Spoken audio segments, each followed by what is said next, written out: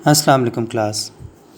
लीजिए बेटा, कल आपने फर्स्ट स्टेप बायोलॉजिकल प्रॉब्लम जो मलेरिया है बेसिकली उसका फ़र्स्ट फेज़ आपने कंप्लीट किया, जिसमें आपने एक्सपेरिमेंट के ज़रिए से ये मालूम कर लिया कि Plasmodium actually is the cause of malaria.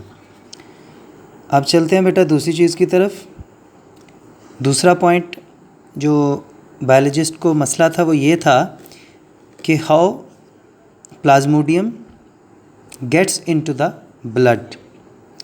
Plasmodium जो है वो खून में शामिल कैसे होता है। तो अभी ये मसला हल नहीं हुआ और दूसरा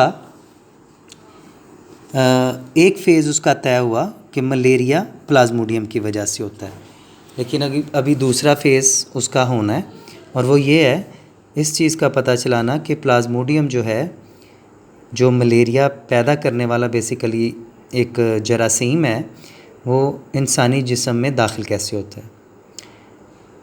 इसके लिए बेटा कुछ ऑब्ज़र्वेशंस की गई, जिसमें से मेन दो ऑब्ज़र्वेशंस आपको नज़र आ रही हैं कि malaria is associated with marches, drinking water of marches does not cause malaria.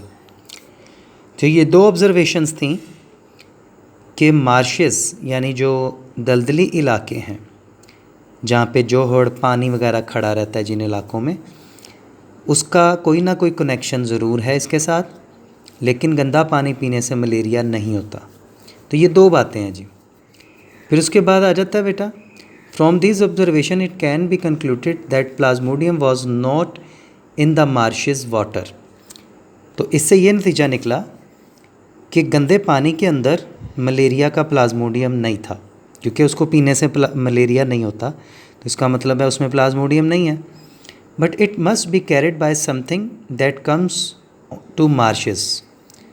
लेकिन ये एक ऑब्जर्वेशन से हाइपोथेसिस बनाए गए कि कनेक्शन ज़रूर है उसका, मार्शेस का, दलदली इलाकों का, जोड़ों का, तालाबों का।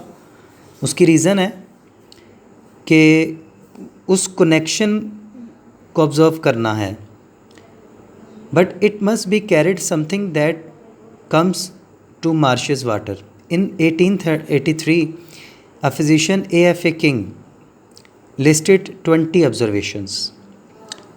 1883 में A.F.A. किंग नामी एक फिज़िशियन थे जिन्होंने इस हवाले से 20 ऑब्ज़र्वेशंस दुनिया के सामने रखी, जिनमें से चंद अहम ऑब्ज़र्वेशंस नीचे बताई गई हैं। तो उसने पहली ऑब्ज़र्वेशन ये पेश की कि पीपल हु स्लेप्ट आउटडोर, वो लोग जो खुले में सोते हैं जैसे छतों पे, बरामदों में, सहन में, उनको उन लोगों की निस्बत ज़्यादा मलेरिया होता है जो इंडोर्स होते हैं, कमरों में। People who slept under fine nets, वो लोग जो अपने बिस्तर के इर्द गिर्द, बेड के इर्द गिर्द नेट की जाली इस्तेमाल करते हैं, उनको मलेरिया कम होता था उनकी निस्बत जो चारपाई या बेड खुला रख के सोते थे।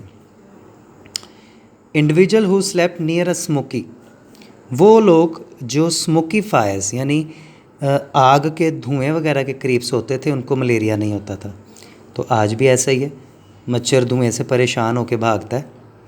ये जो कॉयल होता है जिसको हम जलेबी कहते हैं, जिसको वो मच्छर भगाने के लिए लगाया जाता है, तो बेसिकली वो यही है ना कि कॉयल से धुआं पैदा होता है, तो मच्छर धुएं से परेशान होकर वहाँ से भाग जाता है। ठीक है जी। उसके बाद था ये इसकी बेसिक 3-4 ऑब्जर्वेशंस थी। On the basis of this observation King suggested a hypothesis, mosquito transmit plasmodium and so are individuals in the spread of malaria. लो जी, A.F.A. किंग ने अपनी ऑब्जर्वेशन के बाद एक हाइपोथेसिस क्रिएट किया, मफरूज़ा कायम किया कि हो सकता है कि मच्छर प्लाज्मोडियम को ट्रांसमिट कर रहा है। Following deductions are made considering the hypothesis as true. Hypothesis को सच मानते हुए ये डिडक्शन बनाई गई कि plasmodium should be present in mosquito. A mosquito can get plasmodium by biting a malarial patient। आज ये बिल्कुल सही बात साबित हो चुकी हुई है। ये 1883 में ये ऑब्ज़र्वेशंस दी गई थी जो आज बिल्कुल सही साबित हो चुकी हैं। ठीक है बेटा, तो ये बेटे आपके आज के 2-3 पॉइंट्स हैं। बहुत अहम सवाल है ये भी, आपने इसको अच्छे से तैयार करना है। इसमें AFA किंग की ऑब्ज़र्वेशंस बहुत मशहूर हैं, उसका हाइपोथेसिस है, तो आपने इसको भी एक दफ़ा पढ़ के रखना है, याद करने की कोशिश करनी है। ठीक है, बाकी मैं इंशाल्लाह बाद में भी इसके बारे में बताऊंगा। तो अभी आपने क्या करना है कि ये स्टार्टिंग और AFA किंग ये सारा तैयार भी कर लेना आप लोग। ओके बेटे, अल्लाह हाफिज़।